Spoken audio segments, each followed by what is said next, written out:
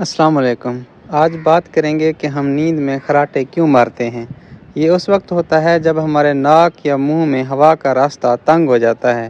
اس blocking کی وجہ سے ساتھ والے ٹیشوز میں وائبریشن پیدا ہوتی ہے، جس سے خراٹے کی آواز پیدا ہوتی ہے۔ اس بلاکنگ کی کئی وجوہات ہو سکتی ہیں۔ پہلے نمبر پر آپ کے سونے کی جو پوزیشن ہے وہ خراٹوں کی وجہ بن سکتی ہے۔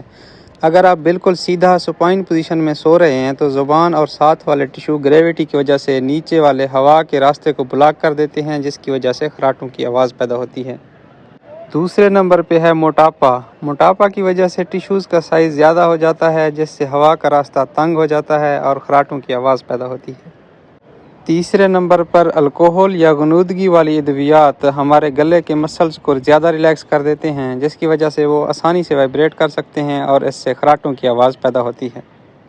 اسی طرح کچھ لوگوں میں قدرتی طور پر ہوا کا راستہ تنگ ہوتا ہے اور ساتھ والے ٹیشوز ہوا کے ساتھ ٹکرانے سے وائبریٹ کرنے لگتے ہیں اور خراٹوں کی آواز آتی ہے۔